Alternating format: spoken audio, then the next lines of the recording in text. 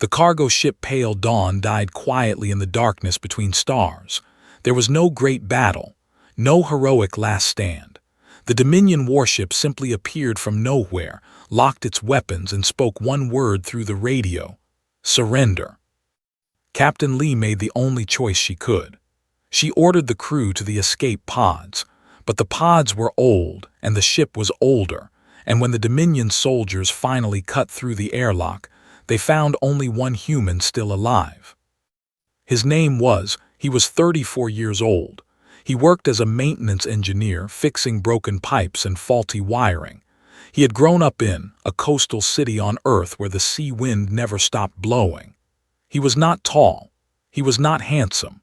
He had rough hands and a calm face and eyes that watched everything without showing anything. The Dominion soldiers dragged him from the wreckage like garbage. They threw him into a transport ship with other captured aliens from other conquered worlds.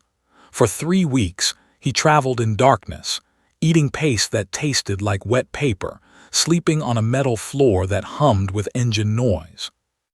He did not complain, he did not cry, he simply waited. The transport delivered him to Prime, a planet famous across the galaxy for one thing: the arena. For 500 years, the Dominion had forced captured warriors to fight for entertainment. Billions watched the battles. Trillions bet on the outcomes. The greatest champions became legends. The rest became corpses in the sand. They processed like meat at a factory. Aliens in gray uniforms scanned his body, measured his muscles, tested his reflexes. A machine pricked his arm and analyzed his blood. When the results appeared on screen, the technicians looked at each other and laughed. "Terran," one of them said, reading the display. "Category D threat level, minimal combat capability, no natural weapons, no armor, no venom, slow reflexes, weak bones, short."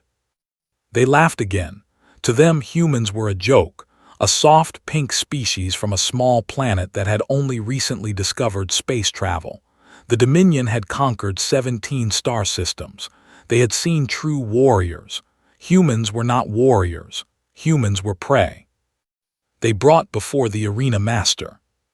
His name was, he was a reptilian creature, 8 feet tall, with scales the color of polished gold.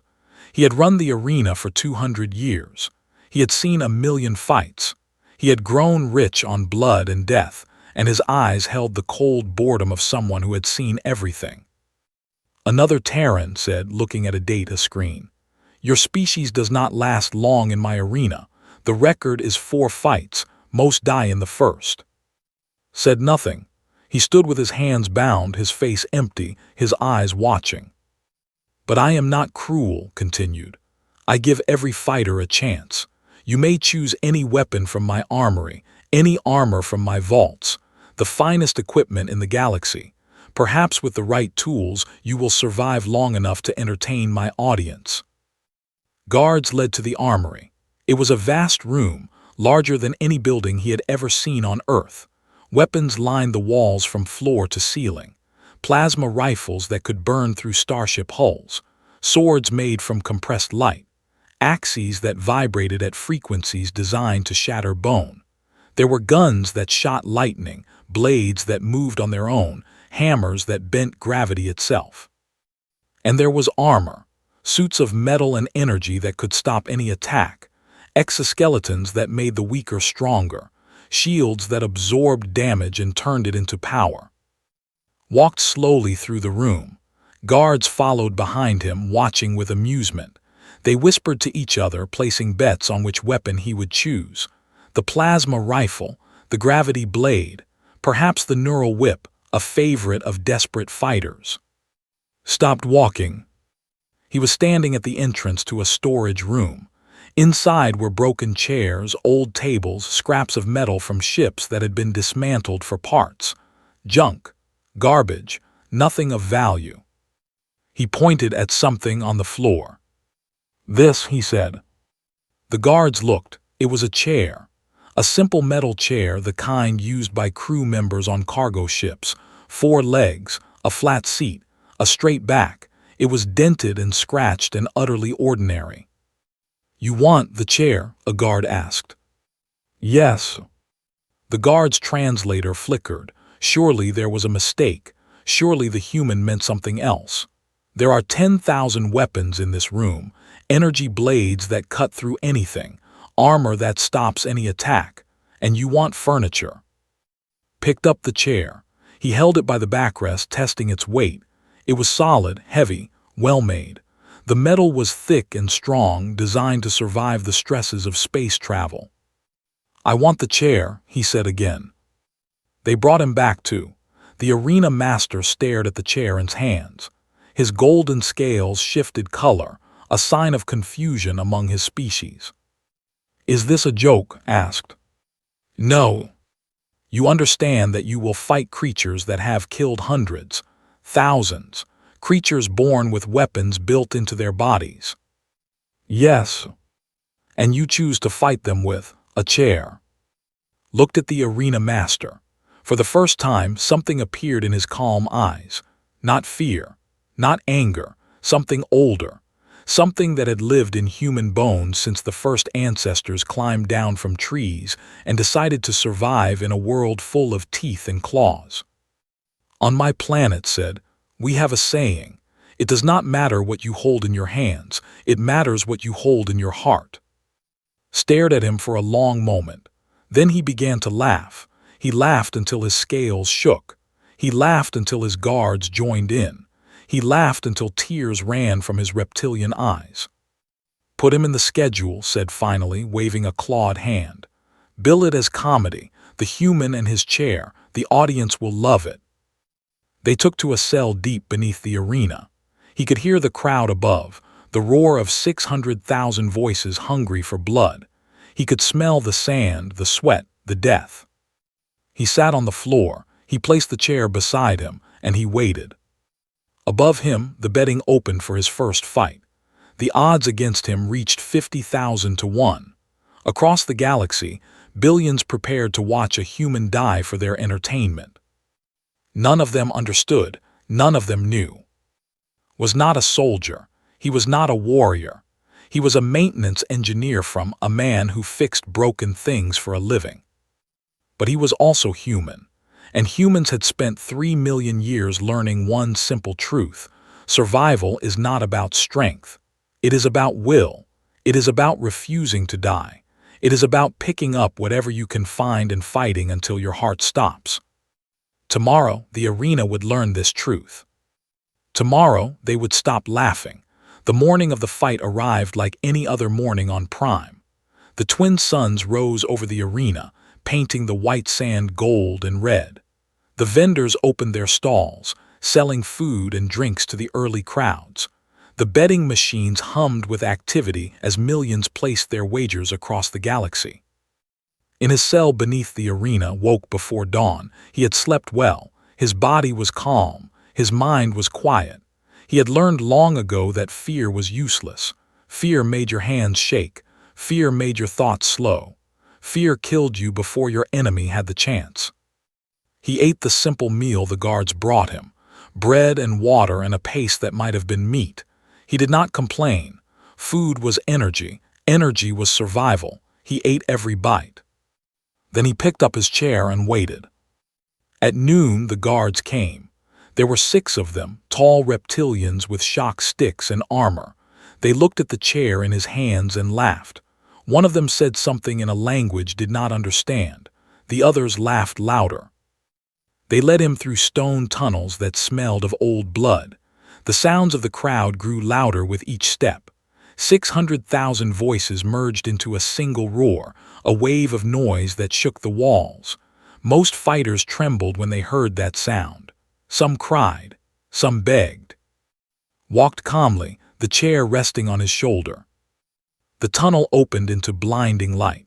The arena was a circle of white sand, 200 meters across, surrounded by rising walls of seats that climbed toward the sky. Every seat was filled. Cameras floated in the air, broadcasting the fight to billions of viewers across the stars. Walked to the center of the sand. The crowd saw him. They saw the chair. And they began to laugh. The laughter rolled across the arena like thunder, a sound of pure mockery. Announcers in a dozen languages explained the joke. A weak human from a weak planet had chosen to fight with furniture. On the other side of the arena, a gate opened. His opponent emerged. It was had never seen one before, but he had heard stories. There were an insect species born for war. This one stood 8 feet tall, covered in black armor that grew from its own body. It had 6 legs, 4 arms, and 2 blade arms that extended from its shoulders like the swords of a demon. Its eyes were clusters of red lights. Its mouth was a mess of mandibles that clicked and scraped.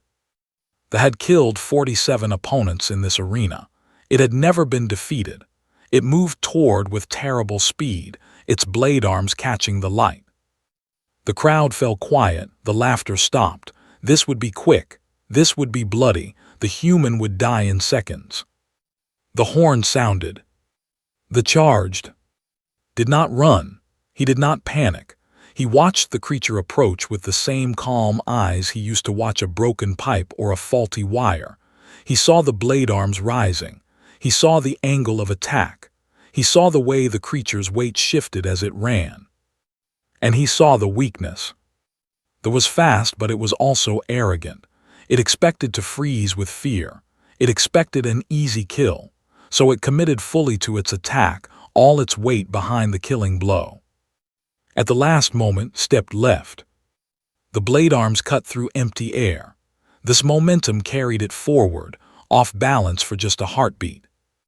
A heartbeat was enough. Swung the chair. He did not aim for the armored body. He did not aim for the bladed arms. He aimed for the joint behind the creature's primary knee, the point where the armor was thinnest, where the leg connected to the body through a bundle of nerves and tendons. The chair hit with a sound like a bell. The screamed. It was a sound no one in the arena had ever heard before. The creature collapsed, its primary leg bent at a wrong angle, its body crashing into the sand. The crowd gasped. Did not celebrate, he did not pause, he moved. The tried to rise, slashing wildly with its blade arms, ducked under the first swing. He jumped over the second. He came down behind the creature and swung the chair again, this time at the sensory cluster on the back of its head. The impact blinded it. The screamed again, louder, thrashing in the sand like a dying insect. Its blade arms cut the air in random patterns, hitting nothing. Its legs scrambled for purchase, finding none. Step back, he stood at the edge of the creature's reach, watching, waiting. The crowd watched in silence. They had never seen anything like this.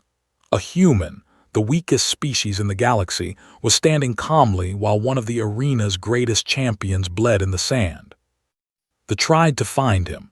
It crawled toward the sounds of his breathing, the rustle of his clothing, but moved quietly, circling, staying just out of reach. Every time the creature got close, he stepped away. And the bled. Its wounds were not fatal. The chair had not killed it. But the leg joint was shattered, leaking fluid. The sensory cluster was destroyed, leaving it blind. And every desperate movement cost energy, drained strength, brought it closer to the end. 43 seconds after the fight began, the collapsed for the final time. Its blade arms fell still. Its legs stopped moving. The red lights of its eyes flickered and went dark. The arena fell silent. 600,000 beings stared at the white sand, at the fallen champion, at the human who stood over it with a dented chair in his hands. The cameras broadcasted the image across the galaxy. Billions watched. Billions struggled to understand. Then slowly, a new sound began. It started in the lower seats, a few hands clapping together, then more still. The clapping became a roar. The roar became a storm. The crowd was on its feet, screaming, not with mockery but with shock and wonder. No one was laughing now. Did not acknowledge the crowd. He did not raise his arms in victory. He simply turned and walked back toward the tunnel, the chair resting on his shoulder. In the arena master's box sat frozen. His golden scales had gone pale. His mouth hung open. His clawed hands gripped the armrests of his throne until they cracked. "Impossible," he whispered. But it was not impossible. It had happened. A human with a chair had killed in 43 seconds. That night the footage spread across the galaxy. On Earth, in secret rooms and hidden networks, humans watched one of their own refuse to die. They watched him take a simple chair and turn it into a weapon. They watched him prove that their species was not weak. And in his cell beneath the arena sat on the floor. His chair stood beside him, splashed with blue blood. His hands were steady. His heart was calm. 12 more fights waited ahead. He was ready, 12 fights, 12 victories. The number spread across the galaxy like fire. Fought once every 3 days. Each time the arena was full. Each time billions watched through cameras and screens. Each time his opponent was bigger, stronger, more deadly than the one before. And each time won. His second opponent was a creature made of living stone. It could not be cut. It could not be burned. Its fists could crush metal, but it was slow and was patient. He danced around it for 20 minutes, letting it swing at empty air, letting it tire itself out. When it finally stumbled, he used the chair to knock it down. Then he wedged the chair between 2 cracks in its stone body and pushed until something inside it broke. His fifth opponent was a snake-like creature covered in poison spines. One touch meant death, but wrapped his prisoner's shirt around his hands, used the chair to pin the creature's head, and waited until it suffocated from the pressure. His ninth opponent was a Vel, a warrior from a species that felt no pain and no fear. It had 4 arms and skin like armor. It laughed when the chair hit it. It laughed right up until found the nerve cluster behind its ear, a spot the size of a coin, and struck it so precisely that the creature dropped like a puppet with cut strings. After each fight, the guards came to collect him. After each fight, they walked a little more carefully. They stopped laughing. They stopped making jokes. They started looking at him with something new in their eyes. Fear. The chair collected damage. The legs were bent. The seat was cracked. The backrest was splashed with the blood of a dozen species. The arena staff offered to replace it. They offered chairs made of stronger metal, chairs designed for combat, chairs that would not break. Refused. "This one knows me," he said. "This one has learned." They did not understand. They thought he was crazy. Perhaps he was. But the chair had become more than a weapon. It had become a symbol. Across the galaxy, humans who lived as slaves under Dominion rule whispered about the chair. They drew pictures of it. They told stories about it. A simple piece of furniture had become a sign of hope. In the slave quarters beneath the arena, a woman watched through the bars of her cell. Her name was Park.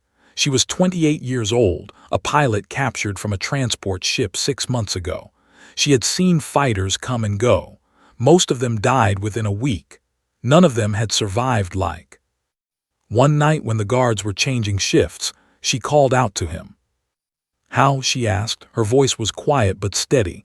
"How are you doing this?" Was sitting on the floor of his cell, cleaning the chair with a scrap of cloth. The metal gleamed dully in the low light. He looked up at her but did not answer right away. "You are not a soldier," continued. "I can tell. Soldiers move differently. Soldiers talk differently. You are like me. Normal, ordinary. How can an ordinary person win 12 fights in the arena?"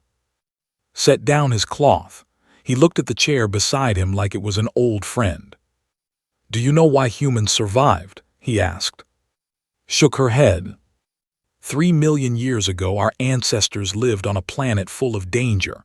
There were animals bigger than us, stronger than us, faster than us. They had claws and fangs and venom. They were born with weapons. We were born with nothing.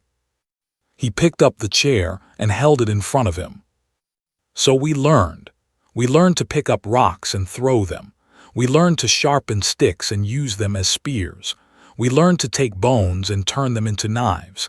Everything around us became a tool for survival. Everything became a weapon. He set the chair down again.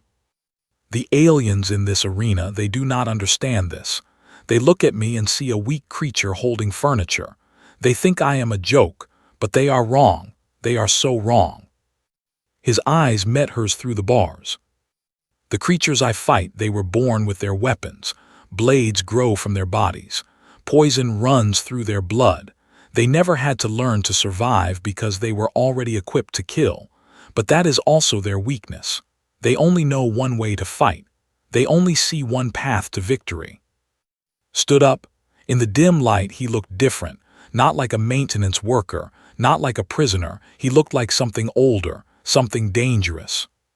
Humans see every path. We look at a rock and see a hammer. We look at a stick and see a spear. We look at a chair and see a weapon. We do not fight with our bodies. We fight with our minds. We adapt. We overcome. We refuse to accept that anything is impossible. Was silent for a long moment. She had heard stories about humans before the Dominion came. Stories about warriors who fought against impossible odds. Stories about people who walked across frozen continents and sailed across endless oceans and climbed the highest mountains. She had always thought they were just stories. Now she was not so sure. "The chair is not your weapon," she said slowly. "You are the weapon." Smiled. It was a small smile, barely visible in the shadows. "Now you understand." That night did not sleep. She lay on her cold cell floor and stared at the ceiling and thought about what had said. She thought about the rocks and sticks her ancestors had used. She thought about the spaceships and machines they had built. She thought about all the impossible things humans had done since they first climbed down from the trees. And she began to believe. Above them in the arena master's chambers was not sleeping either. He stood at his window, looking out at the arena below. The white sand glowed in the moonlight. The empty seats waited for tomorrow's crowds. 12 fights, 12 victories. The human had become a problem. Betting on was rising. Audiences were demanding to see him. Other arena masters were sending messages, asking questions, making offers. The joke had stopped being funny. The human was making look like a fool. He pressed a button on his desk. A screen lit up, showing a face that made even nervous. A face from the core worlds. A face that belonged to the most dangerous warrior in the galaxy. "I have a job for you," said. "There is a human I need killed." The face smiled. It was not a pleasant smile. "Tell me more," said the Undying. And in his cell, still cleaning his chair, felt something change. He did not know what was coming. He did not know about the message or the monster it would bring. But he felt it. Deep in his bones, he felt the storm approaching. He continued cleaning his chair. Whatever came next, he would be ready. The ship that brought the Undying was black as death. It landed at the arena's private port in the middle of the night, without lights, without sound. The guards who saw it arrive did not speak about it. They knew better. Stepped off the ship, and the ground seemed to tremble beneath his feet. He was not like other fighters. He was not a captured prisoner or a desperate criminal. He was a weapon created in the laboratories of the core worlds, designed for one purpose: to destroy anything that stood against the Dominion. He stood 9 feet tall. His body was covered in armor that grew from his own flesh, black plates that could stop any blade, any bullet, any beam. His arms were thick as tree trunks. His hands could crush stone. His face was hidden behind a mask of metal and shadow, and his eyes burned with a dull red light. In 300 years, he had never lost a fight. He had killed champions from 100 worlds. He had ended rebellions by himself. His name was whispered in fear across the galaxy. And now he had come for the human with the chair. The news spread quickly. By morning, everyone in the arena knew. The guards whispered. The prisoners trembled. Even the other fighters, killers, and monsters in their own right went quiet when they heard his name. In her cell, pressed herself against the bars and looked towards Cell. "Did you hear?" she asked. "They brought the Undying. He has never been defeated." Was sitting on the floor, the chair beside him. He looked the same as always, calm, quiet. His eyes showed nothing. "I heard," he said. He is not like the others. He was made for killing. He heals from any wound. He never gets tired. He has fought for 300 years. Her voice was shaking. You cannot beat him with a chair. Looked at the chair. The metal was scratched and dented. The legs were bent from a dozen battles. It was not beautiful. It was not special. It was just a chair. Maybe not, he said. Stared at him. Then why will you fight? Was quiet for a long moment. When he spoke, his voice was soft. Do you know what happened to my ship, the Pale Dawn? Shook her head. We were bringing supplies to a human colony on the outer rim. Medicine, food, equipment. The colony was small, just 3,000 people trying to build a life in a place where no one else wanted to live. They were farmers and engineers and teachers, just ordinary people. He closed his eyes. The Dominion took our ship because they could, because we were weak, because no one would stop them. The captain told us to escape, but the pods were broken. I stayed to fix them. I got everyone else out, but there was no time left for me. He opened his eyes again. I do not know what happened to them. I do not know if they reached the colony. I do not know if anyone is still alive. But I know why I am here. I am here because I chose to help others instead of saving myself. Felt tears in her eyes. She had not cried since the day she was captured. She had thought she was beyond crying. I am not fighting to win, said. I am fighting to show them that we do not surrender. I am fighting so every human watching knows that we are not weak. We are not prey. We are not afraid. He stood up and picked up the chair. If I die tomorrow, I die standing. I die fighting. I die with my eyes open and my hands full. That is what it means to be human. That night came to Cell. The arena master walked alone without guards. His golden scales were dull in the low light. His eyes were cold. Tomorrow you fight, said. You will die. Said nothing. I am giving you one chance, continued. Forfeit the match. Surrender before it begins. I will make your death painless. Quick. You will not suffer. Looked at him. Why? Hesitated. For a moment something strange crossed his reptilian face, something almost like doubt. Because I have watched you fight, he said. You are not like the others. You do not fight with anger or desperation. You fight with something else, something I do not understand. He stepped closer to the bars. What are you, human? What is your species that you fight like this? Stood up, he moved to the bars until his face was close to us, and for the first time the arena master saw what was behind those calm eyes. Not fear, not hope, something else entirely. Do you want to know what humans are? Asked. We are the species that crossed oceans in wooden boats.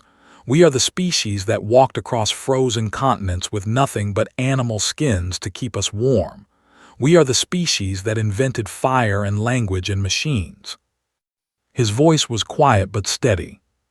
Your dominion has conquered 17 star systems. You think you are masters of the galaxy, but we came from a planet that tried to kill us every day for 3 million years. Earthquakes, floods, ice ages, predators, diseases, everything wanted us dead, and we survived all of it. He smiled. It was not a friendly smile. Is 300 years old. He has never been defeated. But has he ever faced something that refuses to give up? Has he ever fought something that looks at death and says, not today? Has he ever stood across from 3 million years of evolution designed for one purpose, survival at any cost? Stepped back, his scales had gone pale, his hands were trembling. You are insane, he whispered. No, said, I am human, and tomorrow the galaxy will learn what that means. Turned and walked away. His footsteps echoed in the stone corridor. He did not look back. In her cell watched him go. Then she looked at. He was standing at the bars, looking at nothing, holding his chair. You scared him, she said softly. Good. Can you win honestly? Was quiet for a long moment. Then he looked at her. I do not know, he admitted. Is everything they say he is, stronger, faster, impossible to kill, by every measure I should lose? He lifted the chair and looked at it. But humans have never cared about measures. We have never cared about odds. We have never listened when the universe told us something was impossible. He set the chair down and sat on the floor beside it. Tomorrow I will fight, and whatever happens, I will show them something they have never seen. I will show them a human who refuses to kneel. Outside the arena, the twin suns set over Prime. Tomorrow, 1 billion would watch in person. 10 billion more would watch across the stars. The greatest fight in arena history was coming. And at its center, a man sat in a cell, holding a chair, waiting for dawn. The morning came gray and cold. Clouds covered the twin suns. Thunder rolled in the distance. Even the weather seemed to know that something terrible was coming. Woke before dawn. He did not eat breakfast. He did not speak to the guards. He simply stood, picked up his chair, and waited at the door of his cell. When they came for him, they were different. 20 guards instead of 6, weapons charged and ready. They did not laugh. They did not joke. They looked at him like he was a bomb that might explode at any moment. They led him through the tunnels. The sounds of the crowd were louder than he had ever heard. 1 billion voices merged into a single roar that shook the stone walls. This was not entertainment anymore. This was history. The tunnel opened into the arena. The white sand stretched before him like a sea. The walls of seats rose toward the clouded sky, and every seat was filled. Every balcony was packed.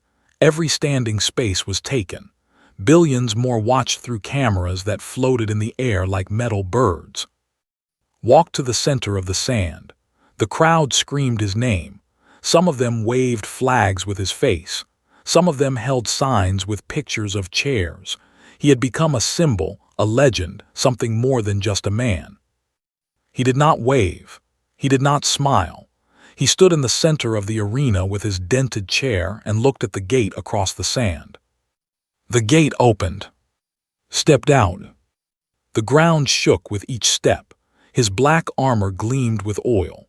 His red eyes burned through the eye holes of his mask. In his hands, he carried a hammer the size of a man, a weapon that bent gravity itself. Legend said he had crushed entire buildings with that hammer. He walked toward like a mountain moving. Each step was slow and certain. He had no reason to hurry. He had never lost. He would not lose today. The arena fell quiet. 1 billion people held their breath. The horn sounded. Lifted his hammer and charged. Had fought fast opponents before. He had faced creatures that moved like lightning, but was different, was not just fast, was inevitable. The hammer came down like a falling star, bending light and air around it. Stepped inside. It was a gap of microseconds, the space where physics said the blow could not land. The hammer crashed into the sand where he had been standing, creating a crater 3 meters deep. The shockwave knocked forward, but he was already moving. The chair connected with his throat. It was not a killing blow. It was not meant to be, but it collapsed the windpipe for 2 seconds. 2 seconds of lost air. 2 seconds of confusion. Staggered, he swung the hammer in a wild arc. Ducked, feeling the wind of the weapon pass over his head. He came up behind and swung the chair at the back of the giant's knee. The armor cracked. Screamed, it was a sound of pure fury. He spun and swung again, faster this time. Jumped backward and the hammer missed his chest by centimeters. Sand exploded around him. Again. Swung, dodged. The hammer destroyed the ground where he stood, but he was never there. He was always moving, always circling, always looking for the next opening. The chair found its targets. A joint behind the elbow, a nerve cluster under the arm, a gap in the armor at the hip. Each blow was small. Each blow was precise. Each blow cost something. 5 minutes passed, 10, 15. The crowd watched in stunned silence. This was not a fight. This was a lesson. The human was showing them something they had never understood, that strength was not everything, that size was not everything, that 3 million years of survival had taught his species things that no laboratory could create. Regeneration tried to keep pace, his wounds closed, his armor repaired itself, but regeneration cost energy, repair cost strength, and every swing he made at empty air drained him further. The hammer grew slower, did not slow down. He had learned to run before he learned to walk. His ancestors had chased prey across grasslands for days without stopping. They had hunted by exhaustion, by patience, by the simple refusal to give up. That instinct lived in his bones. That endurance flowed in his blood. Swung again. The hammer moved like it was underwater, stepped aside easily and brought the chair down on the giant's wrist. The hammer fell. It hit the sand with a sound like thunder, reached for it but his arms were too slow. His legs were trembling. His red eyes flickered. Swung the chair one final time. It hit the crack he had made in its knee. The armor shattered, the leg buckled, and the undying champion of 300 years fell to his knees in the sand. The arena fell silent. Stood over him, breathing hard. The chair in his hands was bent almost beyond recognition. Blood of a dozen colors stained its surface. It had become something more than furniture. It had become a weapon that would be remembered for centuries. Hal whispered. His voice was broken, his pride was shattered. "How did you beat me?" Looked down at him. "I did not beat you," he said. "Time beat you, exhaustion beat you, your own strength beat you." He lowered the chair. "You have fought for 300 years, but you never learned the most important lesson. The fight is not about who hits harder. It is about who refuses to stop." He dropped the chair beside its fallen form. Then he looked up. He looked at the arena master's box. He looked at the cameras. He looked at the 1 billion faces watching from the stands and the 10 billion more watching from across the stars. He looked at every human who had ever been told they were weak. "We are coming home," he said. The words echoed through the arena. They echoed through the broadcast signals. They reached every corner of the galaxy where humans lived as slaves and prisoners and forgotten remnants of a conquered world. And something changed. On Prime, the human slaves began to rise from their cells. On distant colonies, humans looked at their chains with new eyes. On ships and stations and planets across the Dominion, a species remembered what it was. Not weak, not prey, not victims.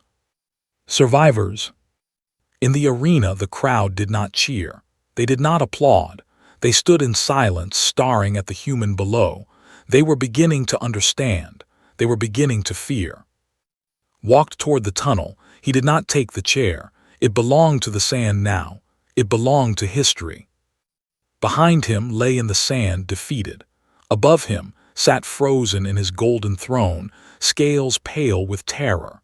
Around him, a galaxy began to realize that everything it knew about humans was wrong. The arena had fallen silent. But across the stars, humanity was just beginning to roar. Disappeared into the tunnel. He was a maintenance worker he was a prisoner who chose a chair. He was a man who refused to accept the impossible. He was human. And the galaxy would never forget what that meant.